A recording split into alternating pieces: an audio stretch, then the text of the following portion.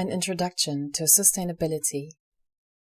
In a banner at the bottom of the slide is the SEA-EU logo, the logos of all partner universities, and the European flag, next to which is written, co-founded by the Erasmus Plus program of the European Union. Table of contents. First, we will talk about the various concepts and models of sustainability. This will then be followed by a quick introduction into all of the different sub-MOOCs. 1. Understanding sustainability, concepts and models. Introduction. Finite resources, ecological footprint and biocapacity. Origin of the sustainability concept. Sustainable development as a policy goal. Criticism of the sustainability concept. Models of sustainability. Concept. 3 pillars of sustainability. Model. Integrative sustainability model, a triple bottom line. Model. The planetary boundaries. Model. The donut. Model. The egg of sustainability. Model. PRISM. Projects integrating sustainable methods. Model. The priority model. Towards sustainable development. The sustainability goals, SDGs. Criticism of the SDGs. Implementation challenges. Interim summary. 2. Sub-MOOCs. Introduction. Aquaculture and marine biotechnology. Deep sea challenges. Operational oceanography for the service of society. Sustainability and coastal tourism. Logistics and transport. Maritime migration. 3. List of references. Introduction. The ocean plays a key role in our life on Earth. It regulates climate, provides us with food, minerals, energy, and serves for transportation, recreation, and culture. These benefits are now highly at risk due to human-induced emissions, pollutions, and overuse of resources that have changed and reduced the ocean's ability to support essential ecosystem services. A table below lists various human-induced changes in marine ecosystems. Climate change. Sea level rise, warming, acidification, oxygen depletion of seawater. Fish stocks. 33% of the world's stocks are fished at unsustainable levels. Coral reefs. 59% of all coral reefs have been lost since 1870. Mangroves.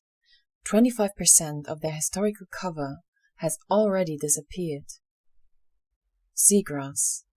30% of habitats have disappeared since the late 1800s.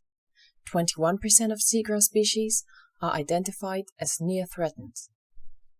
Pollution. Plastics now represent the major share of marine litter or marine debris. Finite resources, ecological footprint, and biocapacity. A photograph on the right side of the slide shows a footprint in mud. The Earth resources are finite. Results of unsustainable consumption like energy, foods, water, minerals, and wood consumption on a finite planet are devastating. One fundamental requirement for sustainability is to demand less from the planet than what the planet's ecosystems can renew. Ecological footprint and biocapacity accounting focus on this very requirement. Thereby, ecological footprint means what humans demand on ecosystems, whereas the biocapacity is what ecosystems can renew. So now when ecological footprint exceeds biocapacity in a region for selected time periods, biocapacity deficit or ecological overshoot occurs. It leads to the degradation of natural capital, which eventually leads to a decrease in economic and social welfare. Reference: Schäfer et al., 2006. The origin of the sustainability concept. A photo shows an exposed and highly branched tree root, overgrown with moss. Environmental degradation, the impoverishment of the world's natural resources and their unequal distribution between developed and developing states, were central concerns expressed in a series of reports published in the 1980s. In 1987, the World Commission on Environment and Development, also referred to as Brundtland Commission, provided the first definition of sustainable development based on the realization that the prevailing growth-oriented development model not only endangered the well-being of the present, but also that of future generations. Sustainable development is defined as development that meets the needs of the present without compromising the ability of future generations to meet their own needs. Sustainability is composed of sustain and ability, sustaining life and supporting the planet. A picture shows two hands. One hand holds the planet Earth, and the other reaches out to receive the planet. The image symbolizes the handing over of the Earth to the next generation. Sustainable development as a policy goal. Below is a timeline. 1987, World Commission on Environment and Development, WCED. 1992, UN Conference on Environment and Development, Rio Chapter 17 of Agenda 21. 2000, UN Millennium Summit, New York, Sustainable Development as the 7th of 8 UN Millennium Development Goals, MDGs.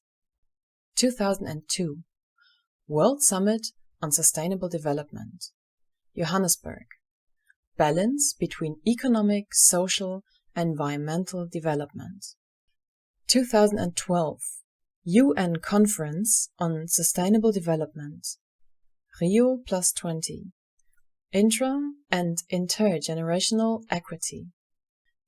2015, UN Agenda 2030, New York, 17 Sustainable Development Goals, SDGs, with 169 associated targets. 2021, start of the UN Decade of Ocean Science for Sustainable Development. A picture shows a handshake. Across the hands, a map of the world has been edited into the image. Criticism of the sustainability concept. 1. Lack of an uniformly recognized definition. Frequent questions in this context are, for example, what is being sustained, for whom it is to be sustained, and for how long the good or process in question is to be sustained. The answers to such questions are anything but trivial and are value-laden. The lack of a uniform definition is also a problem for international environmental law, where it often remains unclear what sustainability actually means in a concrete decision context. 2. The use of the term in a wide variety of contexts. The definitional ambiguity of the term, the plurality of purpose in characterizing and measuring sustainability, the confusion of the terminology, data, and methods of measurement have led to a situation that the term is used in a variety of contexts. On the one side, this flexibility provides the basis for the general acceptance of the concept on the political stage, while on the other side, this enables different subjects to use it for their own benefits. This leads to misuse of the term sustainability, or also called greenwashing. 3. The term has a positive connotation. Sustainability is associated with protection, conservation, durability, and stability. It is far from being understood as a crisis. In contrast, climate change, constructed as a global crisis and a security issue, endangering world peace has triggered a series of practices such as the Kyoto Protocol or the IPCC, the Intergovernmental Panel on Climate Change, assessment reports. This comparison underlines the great importance of how specific issues are socially constructed. 4. Discussion about strong, intermediate, and weak sustainability. Assuming that human welfare depends on various types of capital, natural capital as raw materials and ecosystem services, cultivated natural capital like agriculture, social capital like political institutions, human capital like skills, education, and knowledge capital, there's a general discussion about what level of conservation of natural resources is needed. Proponents of the strong sustainability concept argue that nature cannot be substituted by other capital, for example by substituting natural goods and services to a sufficient degree by human-made goods and services. The weak sustainability concept assumes that man-made goods and services can be substituted for natural goods and services to a sufficient degree. This is based on the belief that all problems that arise can be solved by technology and science. Models of sustainability. A picture shows a technical pencil drawing of design drawings of futuristic buildings, which consist largely of geometric figures such as a sphere, a cylinder, and a cone. From the beginning, there was a fundamental discussion about the three dimensions of the concept: social, environmental, and economic. In an attempt to explain the relationship between them, several models has been developed. But there is some criticism. Key conceptual framings of sustainability, like the three pillars model, are flawed because they assume that trade-offs can always be made between the three dimensions. It remains also unclear how the change of our society through sustainable development can be achieved. The interdisciplinary character of sustainability makes it difficult to limit it to a few selected theories. The first model we will discuss is a model called Three Pillars of Sustainability. The concept of the model is that the three dimensions of sustainability are positioned next to each other as pillars. Together, they are carrying the umbrella sustainability. It stands for a balance of the three different interests. They are equally important. A schematic shows three vertically oriented rectangles, on top of which lies a horizontally oriented, slightly larger rectangle. The three pillars are labeled social, environment, and economic, and the rectangle on top is labeled sustainability. An example: the construction of apartments secures jobs, tax revenues, and also provides new living space for people. The destruction of habitat for animals and plants is therefore accepted. Criticism: the three dimensions are presented as being of equal importance. Sustainability can only be achieved with equal consideration of all three areas, although the pillars build on each other. Our society is not possible without an intact nature. Signpost of a weak sustainable development. The second model is a model called Integrative Sustainability Model, or Triple Bottom Line. The concept of the Integrative Sustainability Model, or a Triple Bottom Line, assumes that there are various interactions and overlaps among the three dimensions. Only in the overlapping area of the three counties is real sustainable development possible. The model includes environmental, social, and economic factors and is represented in an overlapping and equally partitioned Venn diagram. The center, where all three circles intersect, is labeled sustainability. An example: the construction of apartments secures jobs, tax revenues, and also provides new living space for people. However, it also leads to the destruction of habitat for animals and plants. If no compensatory measures are applied, the project is not sustainable.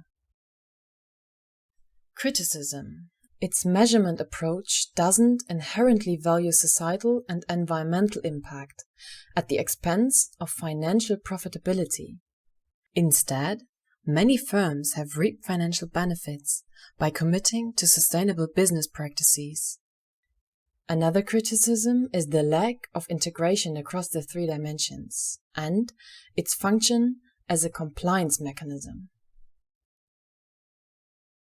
The third model, the planetary boundaries. The planetary boundaries concept presents a set of 9 planetary boundaries within which humanity can continue to develop and thrive for generations to come, and is here displayed as a globe equally divided into 9 slices, reminiscent of a pie chart. 9 slices each represent one planetary boundary, comprising climate change, novel entities not yet quantified, stratospheric ozone depletion, atmospheric aerosol loading not yet quantified, ocean acidification, biogeochemical flows, freshwater use, land system change, and biosphere integrity. It estimates how the different control variables have changed from 1950 to present.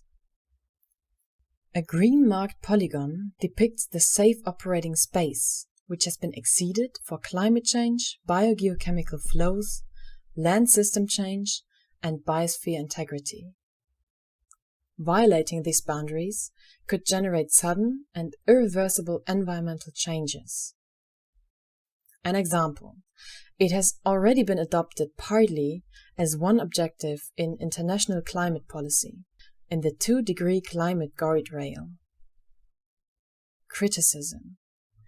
Only global scales are assumed and global limits are set. Some processes have a large spatial heterogeneity, for example nitrogen and phosphorus input.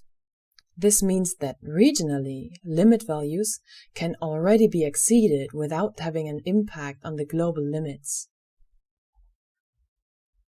The example of ocean acidification as one planetary boundary. The marine environment is exposed to a rate of acidification over 10 times faster than any time in the last 55 million years, due to 24 million tons of CO2, which are absorbed by the ocean every single day. Reference: Hönisch et al., 2012. In fact, we are rapidly approaching the proposed planetary boundary, although it has not yet been exceeded. A line graph shows the relationship between pH, yearly mean surface seawater pH, and time from 1985 to 2019. In 1985, the pH was still at 8.11. Over the more than 30 years, the pH decreased linearly and ended up at around 8.055 in 2019. An illustration shows the chemical process responsible for ocean acidification. Carbon dioxide is taken up by the ocean and reacts with water to form carbonic acid. Carbonic acid dissociates to hydrogen and bicarbonate. Bicarbonate, in turn, dissociates to hydrogen and carbonate. Snail shells are drawn below the chemical equation. Underneath is written current pH, and an arrow labeled time points to the right, where above the text decreased pH, future, damaged and malformed snail shells attacked by the acid can be seen. The next model is the donut. Donut economics assume a set of planetary and social limits. Planetary boundaries here include climate change and biodiversity loss. These boundaries must not be exceeded. Social limits comprise areas such as health and education. There must be no deficit in these boundaries. The objective for economic action, visualized in the form of a donut, results from these boundaries. The donut economy could be an alternative to the previous goal of growth in gross domestic product in the traditional economy. The core of the model is displayed as a ring, the donut. The donut consists of 2 concentric rings, a social foundation to ensure that no one is left falling short on the life essentials, displayed as an inner ring, and an ecological ceiling to ensure that humanity does not collectively overshoot the planetary boundaries that protect Earth life-supporting systems, displayed as an outer ring. Between these two sets of boundaries lies a donut-shaped space that is both ecologically safe and socially just. The social foundation, meaning the life essentials, comprise food, health, education, income and work, peace and justice, political voice, social equity, gender equality, housing, networks, energy and water. Planetary boundaries comprise climate change, ocean acidification, chemical pollution, nitrogen and phosphorus loading, freshwater withdrawals, land conservation, biodiversity loss, air pollution, and ozone layer depletion. While we have fallen short on all social aspects, we have so far only overshot planetary boundaries on biodiversity loss, land protection, nitrogen and phosphorus loading, and climate change. Reference: donuteconomics.org/about-donut-economics. The goal of mankind must be to live inside the donut. An example: Amsterdam. Concept for the reconstruction of urban and economic development according to the principles of the donut economy. Sustainable use of resources, use of solar power and wind power, target only recycled raw materials, reduction of CO2 emissions, while ensuring the basic needs of the people. Criticism: the donut's apolitical nature doesn't enable to deal with ideology and political structures that prevent climate action. The next model is the egg of sustainability. This model depicts the relationship between people and ecosystem as one circle inside another, like the yolk of an egg. This means that people are within the ecosystem and are entirely dependent on it. Sustainability can only be achieved if there is a balance between human well-being and ecosystem well-being. A schematic shows a large oval, the egg white, labeled ecosystem, and a smaller circle inside the oval, the yolk, labeled people. Two arrows point from ecosystem to people and vice versa. Signpost of a strong sustainability recognizes that there are ecological limits. Examples are natural areas that are temporarily taken out of economic use. Criticism: though this may be a more complex and dynamic model than the three-pillar model, it falls short because it does not capture essential features of sustainable development. In recent years, two further key elements were discussed that have been identified as missing from the original three-dimensional approach: the institutional dimension and the cultural. The next model is the PRISM model, Projects Integrating Sustainable Methods. The model is adding institutional imperatives such as communication, public involvement, regulations, and government systems as a fourth dimension to the classic pillars of sustainability. The model, the prism of sustainability, is displayed as a prism where the three base corners are representing the environmental, social, and economic factors, and the apex the institutional aspects, operationalizing sustainable development initiatives. Institutional aspects are linked to the social factors by democracy, to the economic factors by justice, and to the environmental factors by care. Economic factors are linked to the social factors by burden sharing, and to the environmental factors by eco-efficiency. Environmental and social factors are linked by access. This aims at mediating sustainable development efforts and is adding interdependencies between the dimensions.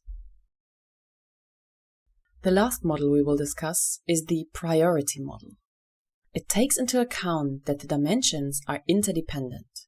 No economy possible without society.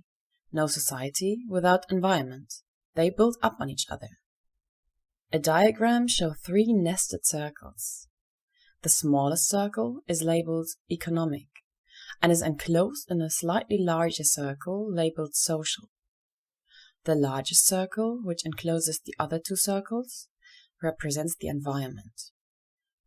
Signpost of a strong sustainability recognizes that there are ecological limits. An example is the ecological footprint. However, there's also criticism.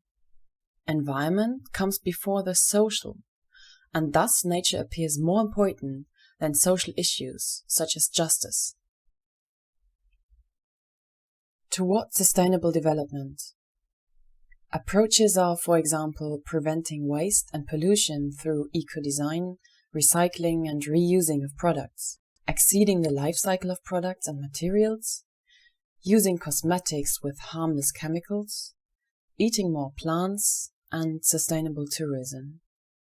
A circular flowchart shows the concept of circular economy.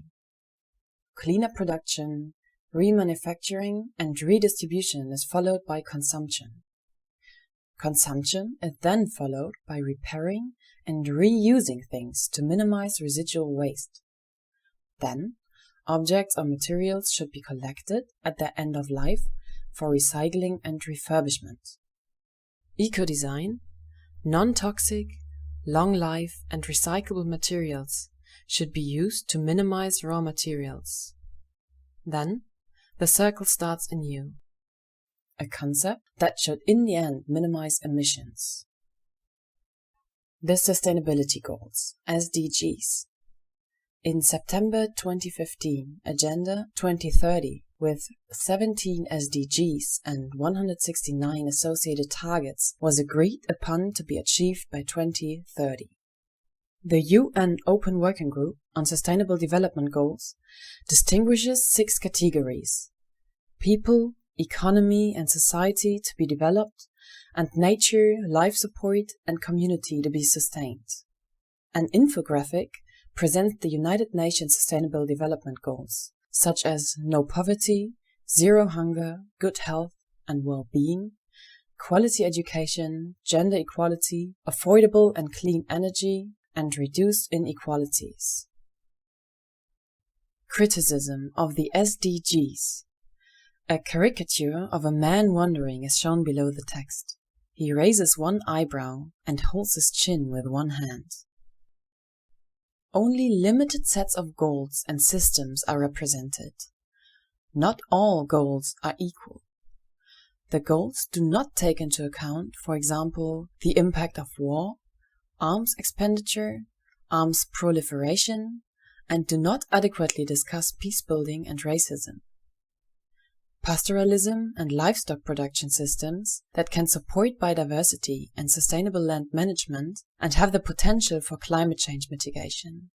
They also do not take into account many of the cultural and spiritual values people attach to natural resources, the well-being of both wildlife and domesticated animals, with rules of animal welfare embedded in transitional trade, and new technologies such as human genome editing and transhumanism. Implementation challenges. A cartoon shows a man running angrily into the mouth of a crocodile. Insufficient progress and setbacks in the integration of the various dimensions of sustainability. Data gaps, imbalance in scientific attention to the goals. Scenario models focus mainly on climate change, economic growth, energy, and terrestrial ecosystems. Publications cover only 1 to 2 SDG areas. Very few cover over 3. The difficulty to understand the interactions between goals and targets. Another challenge is the complexity and global risks. Doubt among policymakers on the relevance of the solutions proposed by proponents of sustainable development, transitioning from small-scale, local experience to generalizations in terms of public policy. And another big challenge is funding. Interim summary.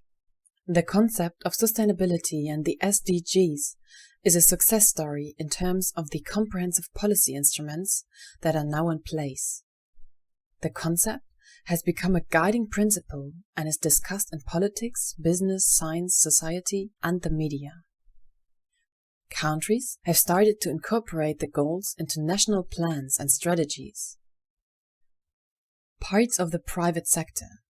A shift from a voluntary to a mandatory commitment to sustainability has taken place. There are some examples where sustainable approaches have led to success, for example, through the establishment of marine protected areas, MPAs, or improved fisheries management. But the world is not on track for achieving most of the 169 targets that comprise the goals. Recent trends across the entire 2030 agenda are not even moving in the right direction, especially climate change, biodiversity loss, and increasing amounts of waste. The timescales for achieving the goals are too short. Standard ideas about how to achieve sustainability are fragmented, partial, often largely symbolic. Much more needs to happen to bring about the transformative changes: reduced consumption of natural resources and energy, and less pollution. A solution must be found to take into account the multitude of different perceptions, moral positions, and belief systems. More resources must be made available, human, financial, and knowledge, coupled with a political will to tackle issues at the scale that is required. In the second part of the presentation, we will go through the different sub-MOOCs to sustainable use of the ocean. First, agriculture and marine biotechnology. Second, deep sea challenges. Third, operational oceanography for the service of society. Fourth, sustainability and coastal tourism. Fifth, logistics and transport. And last, maritime migration. Introduction to the sub-MOOCs. All topics depict key components of our society which provide us with services for our everyday life, help to understand the ocean, supply a legal framework, and one topic reflects the relation of the ocean to our health. The sub-MOOCs should help you to analyze the topics from different perspectives: economic, societal, environmental, and should make you think about how an integrated solution could look like, which enables a sustainable use of the ocean. 2.1 Agriculture and Marine Biotechnology. A photograph shows an offshore aquaculture facility. Agriculture: breeding, rearing, and harvesting of fish, algae, and other organisms in controlled aquatic environments. It serves many purposes: contribution to global food supplies, habitat restoration, and wild stock enhancement. Examples of agriculture, according to species, are mussels, shrimps, fishes, algae, and more. Examples of aquaculture according to system are natural earthen ponds, tanks, cages, recirculation systems, and more. Examples of aquaculture according to intensity: extensive, semi-intensive, and intensive. This goes along with environmental impacts, for example, water pollution, destruction of mangroves, changed seabed, transgenic species treated with antibiotics. Ensuring sustainability, for example, by applying the concept of circular economy. Marine biotechnology: the creation of products and processes from marine organisms through the application of biotechnology, molecular and cell biology, and bioinformatics. Ocean exploration for development of new pharmaceutical drugs and advancement of agriculture and seafood safety, and more. A diagram links marine living resources, agriculture, the biotechnology toolbox like bioinformatics and molecular genetics, and products like food, drugs, and biofuels, and services like ecosystem management. Marine living resources are linked to the biotechnology toolbox, which is in turn linked to products and services. Products and services are linked to marine living resources, closing a circle. In addition, an arrow points from marine aquaculture towards biotechnology and vice versa, and another arrow points from aquaculture towards products and services. 2.2 Deep Sea Challenges. The sea below 200 meters depth accounts for 95% of the volume of the ocean and contains enormous species, habitats, and ecosystems. Also, deposits of minerals and precious ores like copper, silver, gold, zinc, manganese, cobalt, etc. are found there. In addition, there is a surge of interest in recent years in exploration of deep-sea resources from both marine scientists and the mining industry. A schematic illustration depicts polymetallic nodule extraction by a mining device and ferromanganese concretion extraction by suction dredging. Beneath, a second photograph shows manganese nodules in the Clarion-Clipperton zone in more than 4,000 meters depth. From economic perspective, it could satisfy the rising needs for metals by an increasing world population, could relieve the land mining which is known for human exploitation. Deep-sea mining-related disturbances could have long-term negative impact on the marine ecosystem functions and microbial communities at the seafloor. Regulations should govern the future exploitation. An alternative to seabed mining could be the transition towards a circular economy, which means collection and recycling of components from products at the end of their life cycle. A schematic illustration depicts potential challenges and impacts of deep-sea mining. Marine life may be impacted by noise, sediment plumes potentially release toxic elements, and light pollutes the deep sea. Another diagram shows the impacts of seabed mineral extraction in the deep sea and coastal marine environments. At the very beginning is the driver, need for raw materials. This need is followed by an activity, mineral extraction.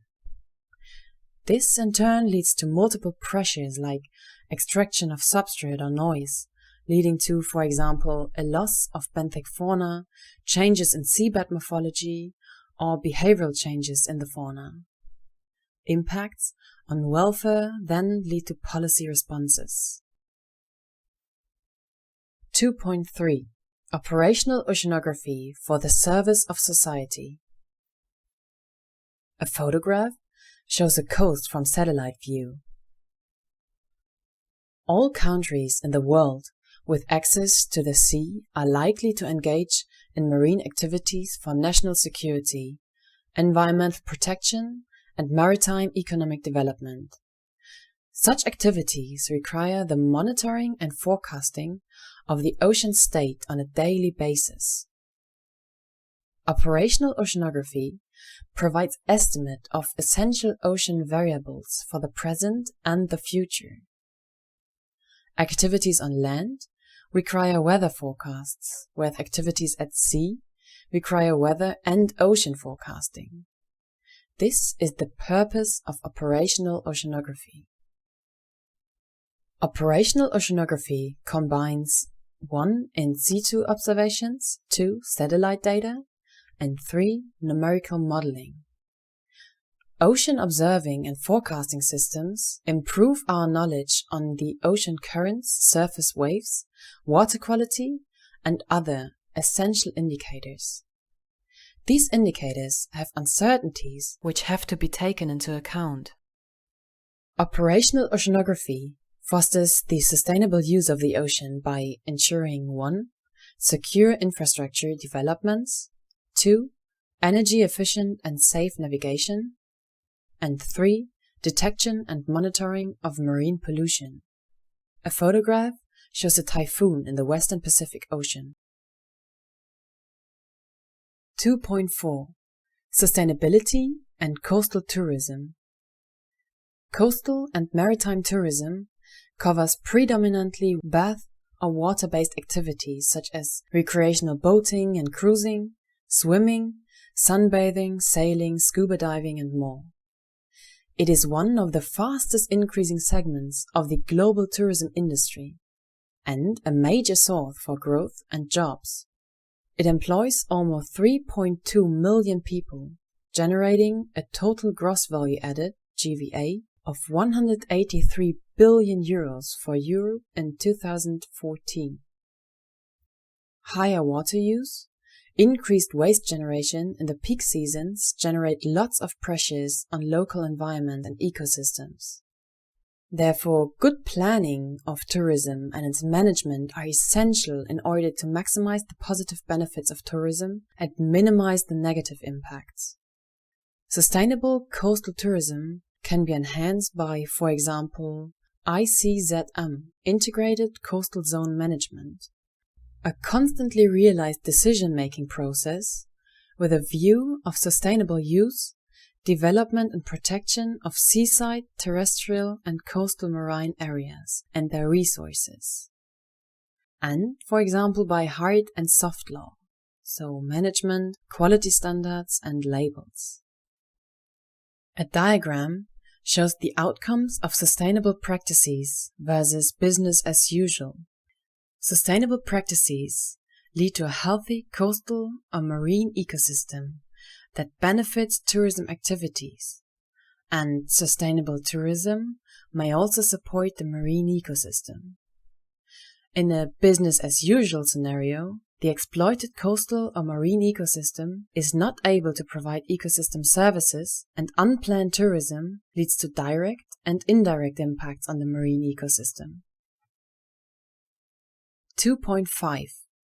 Logistics and transport.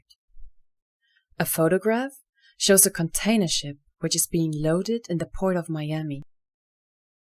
90% of the world's commodities trade is carried out by international shipping industry.